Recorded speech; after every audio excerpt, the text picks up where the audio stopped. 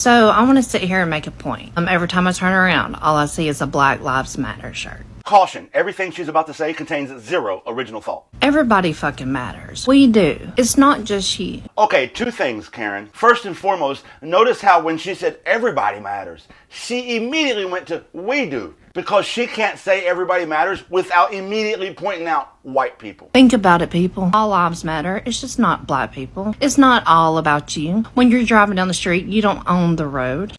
Hi guys, welcome back to our channel. In case you're new here, my name is Maren. And I'm Maureen. Right. So sometimes I ask myself, how is it that some white people really do get it? And how is it that some white people are way off with their thinking capacity and how they reason, yeah? So in today's episode, you're going to be featuring one TikTok creator who happens to be white. He goes by the name Jolly Good Ginger, yeah? And he's gonna be deconstructing the thought process of white people, and he's gonna be telling some of them off from how they reason from a point of ignorance, and how they come onto the internet to try and defend what is wrong, and how they treat the Black community. Right, and as we always say, it only takes one of them to talk to them in order for them to understand him, other than Black Americans talking to them. So what are we talking about, guys? Let's watch this episode and then we come back and talk about it. You can also leave us a comment on what you think about this episode, and consider subscribing if you're new to our channel. Let's watch and then we come back. The N-word is just as bad as the word cracker. Here we go. And I'm going to explain to you why before you get into a big frenzy. Before you do, let's clear one thing up and get this out of the way now. If you're comparing the badness of two words and you won't even say one of them, that's the worst word. As we are aware, the N-word was used to dehumanize and demoralize Black people for many, many years. Demoralizing and dehumanizing is a great start to your list, but you skipped over enslaving, kidnapping, lynching, beating, etc. But continue. It was also used to generalize Black people so that they would not be called by their name. The fact that you said their name lets me know that you don't even understand the history you're trying to speak on. When Black people were kidnapped and enslaved, their names were stripped from them and a new name was assigned to them. You know what also was stripped from them? Their culture, their religion, their history, their traditions, their families. So no, the N-word wasn't so they didn't have to call them by their name. Their name was stolen from them. The N-word was to degrade. We all agree that it's a despicable word and nobody should be using it. Pause. You see where you say nobody should be using it? That's a dog whistle to a white supremacy talking point that Black people shouldn't be using it, and as long as they are, then we can too. That's why you slid that in there. You see, white people don't get to dictate whether or not Black people get to use a word that's been used historically by your own admission to degrade, demoralize, dehumanize, enslave, kidnap, murder, and lynch them. But continue. The word cracker can be founded in many different areas and many different places throughout history, but the reason that Black people called white slave owners this was because they would crack their whip. That awkward moment where you walk face first into the point and miss it. You just admitted that the N-word is a word based solely on racism, a word used to dehumanize people, no other reason. But that cracker was a word based on the actions of white people. In other words, it was founded in reality. So you see, a word that was specifically designed to demoralize, dehumanize, enslave, kidnap, lynch, and beat people versus a word that was used to describe actual actions taken by a people are not the same. Calling somebody a cracker means that you're calling somebody a slave owner, which is the most despicable, low-life type of person that you could possibly be. You see, it's funny you bring up that slave owners is the most despicable thing you could be, but yet people like you fight to prevent actual history from being taught in school. You prefer the whitewashed version. It's funny that whenever we talk about the Revolutionary War, so many white people talk about my grandfather fought the Revolutionary War. I trace my family line back to the Revolutionary War. But anytime we talk about slavery, well, nobody I know owned a slave. My family's been poor. Only rich people own slaves. You always distance yourself from slavery and tie yourself to revolutionary. So if you truly believe that slave owners the worst thing you can be called, then teach our children about slavery. Continue. This is the reason why both of these words are equally derogatory. And now I hope you know why you're wrong.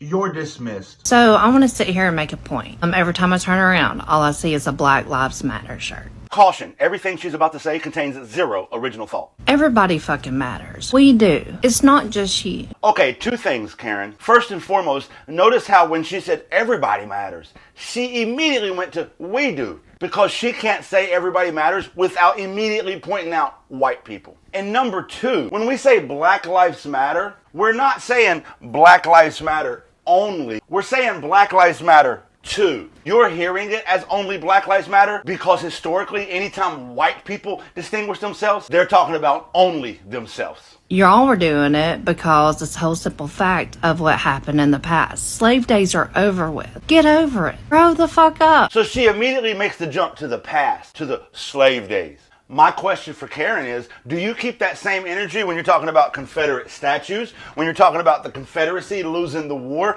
or if we talk about teaching real American history in schools? Are you over it? Have you grown the fuck up? You idiots love talking about the slave days are in the past, but you skip right over Jim Crow, redlining, gentrification, the war on drugs, and everything else that happened after slavery, which marginalized and oppressed the black community. There's so much black on black crime, but there's not a bunch of white on white crime. If Black Lives Matter, quit killing each other. When we look at proximity murders in America, 89% of black people were killed by other black people, and 81% of white people were killed by other white people. So this isn't the flex you think it is. It's just your implicit bias and stereotypes bleeding through into your thought process. That's called racism. But continue. You know why black crimes aren't solved? It's because nobody snitches. Nobody tells anybody because they're scared that they're going to get shot or killed by their own colored people. I mean, white people, you come out here and steal 2 dirt bikes out of somebody's yard, you're going to get arrested the same day because we look out for each other. We don't sit here and kill each other. She's just unpacking all the racial stereotypes in one video. So let's look at it. If black crime goes unsolved, then why is 40% of the prison population black people? Tell me why, despite marijuana use between black and white people is the same, that black people are arrested at a rate 3 times higher than white people. The answer to both of those is over-policing. And then you concluded by saying white people look out for each other. Literally just painting this picture that black people are this out-of-control, violent bunch of thugs, and white people are a civilized society looking out for each other. And you said, we don't kill each other. But as I just pointed out, 81% of white people are killed by other white people. Think about it, people. All lives matter. It's just not black people. It's not all about you. When you're driving down the street, you don't own the road. You don't own Dollar General. You don't own Walmart. What? It's literally white people who think they own the world. Anytime a white person sees somebody they don't think belongs here, they immediately question them, call the police on them. Be they having a barbecue at the park. Be they a child selling water bottles. Be they anybody minding their own business. White people demand to know who they are and why they are there. So there's a lot of projection going on with your statement there, Cameron. Why don't you just wrap your racism up for us? Don't come out here from the hood thinking, oh, you're all big and bad and you think we're scared of you. We're not. We live where we live because we want to raise our family properly. We don't want to live in the violent. We do what's best for our family and our kids. And there you have it. The hood came off. And not the hood that she was referring to. I'm talking about the white hood. As I just previously pointed out, the majority of crime that happens to white people is from other white people. But as you heard her say, we don't want to live next to your kind because you're too violent. This is just proof that white supremacy ideology has survived the test of time. In the beginning, she talks about slavery was so long ago. Guess what wasn't long ago? Until recently, it was all white. Then, Horace Baker, his wife, and little girl moved in.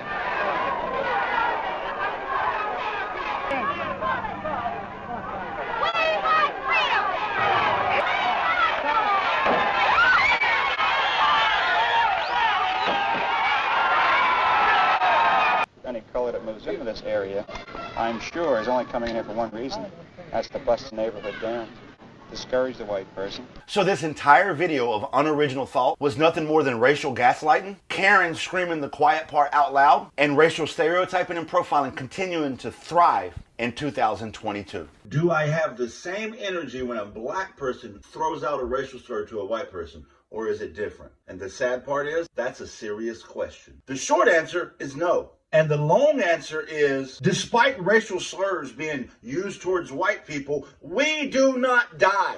Even though people say cracker, white people do not die at the hands of the police at a rate 3 times higher than black people. Even though people say flower ranger, white people do not get sentenced to 19% longer sentences than black people, despite committing the same crime and having similar criminal backgrounds. And even though people say toilet paper terrorists, white mothers do not die during childbirth at a rate 3 times higher than black mothers. And even though people say mayonnaise minion, white people do not have their resume overlooked when they have a traditional white name 3 times more often than people with traditional black names. And even though people say alabaster biscuit batter, white people do not have a 4 times higher chance of living in an environmental justice neighborhood despite income. So you see, despite your fragile feelings, racial slurs towards white people do not result in death. Not historically, not systemically, and not currently. So you end up with a different outcome, a different issue, and so therefore it gets different energy. And so I'll close with this. Stop worrying about what other people are doing and start checking the white supremacy that exists in the white community. In other words, stop ignoring the problem and be part of the solution.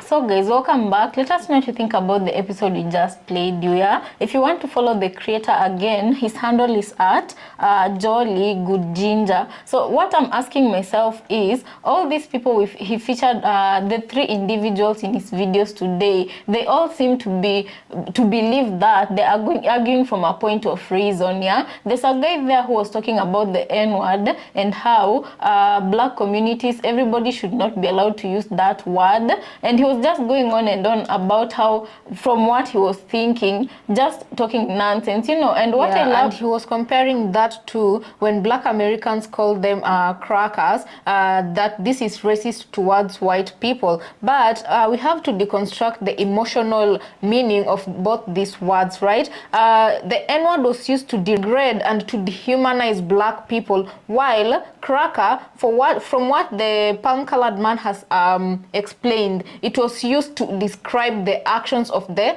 slave owners. Right. So I don't even feel like that needs much lesson on it. I feel like he explained it quite well. And for the people who are coming from the white community, whoever still reasons like that, if this kind of videos, they get to watch these kind of videos and still choose to walk in their ignorance, that is someone who cannot be redeemed. And, right. And that is someone who is not ready to learn. Right. Because I, for one, have learned something new today. I didn't know what firecracker meant, because I only know the literal meaning of firecracker. So when I had the white man speak today, and he's also made me learn something today, because I didn't know that was a term used by the black community against the white community. Right. What it meant. Right. There was also a saying in that video that said, if you're trying to compare 2 words and one of these 2 words you cannot even mention, then those words are not, you cannot compare them, because it means the other word is way worse.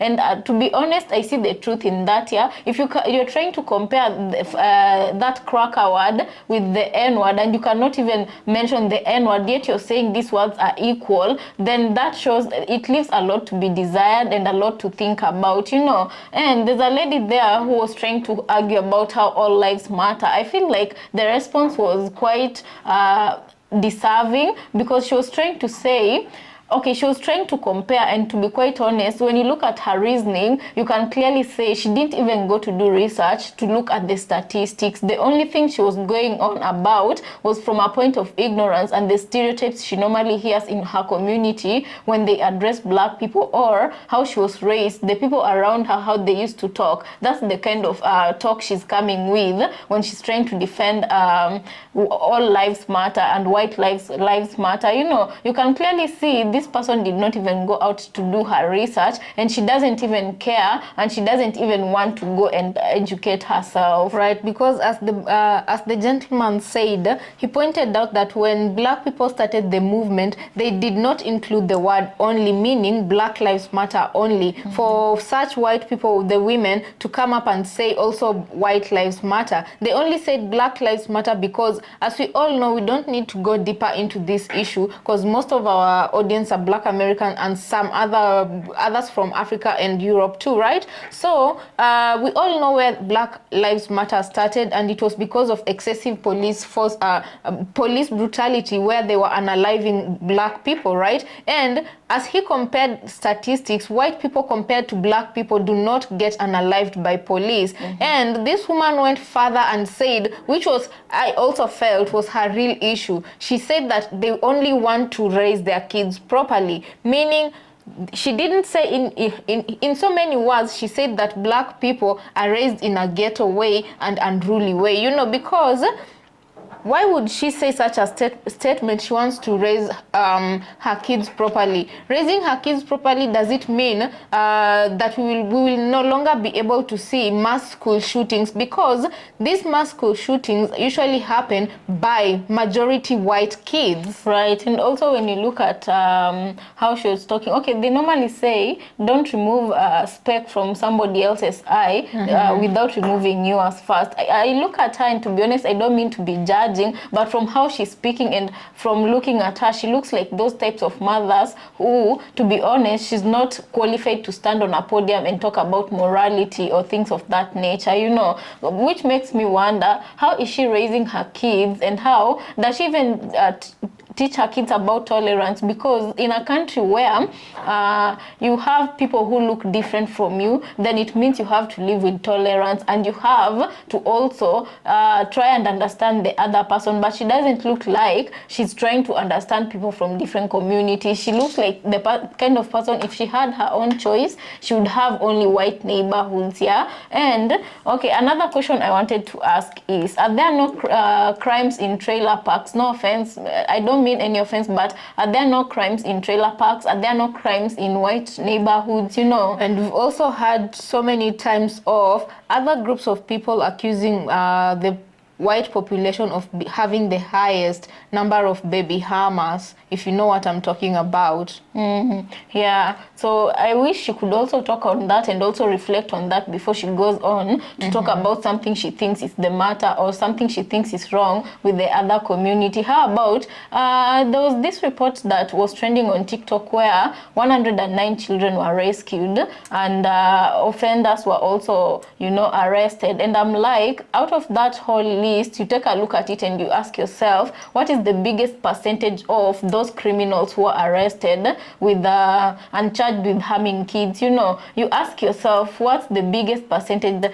of the race that were arrested, you know? And those are the kind of things such a person chooses to blind herself. Those ones she doesn't see, she wouldn't speak on it. Yeah. And then another report that the guy said, despite, you know, okay, marijuana intake here, despite it being common in both communities, only the black population, they're the ones who are getting arrested at a higher rate. And it's not to mean that in the white community they're living like saints or holy people. You know, right now there's a video that was trending on TikTok I saw where two white couples went in, a guy and a lady, both white. They went into a liquor store, and the lady stole liquor, and she was trying to run out with it, only that there was someone who was monitoring the CCTV footage, and somehow they managed to lock the door. So with the walk of shame, she came back and she returned the alcohol, pretended that she wanted to pay for it as it was getting scanned, and then found a way to disappear.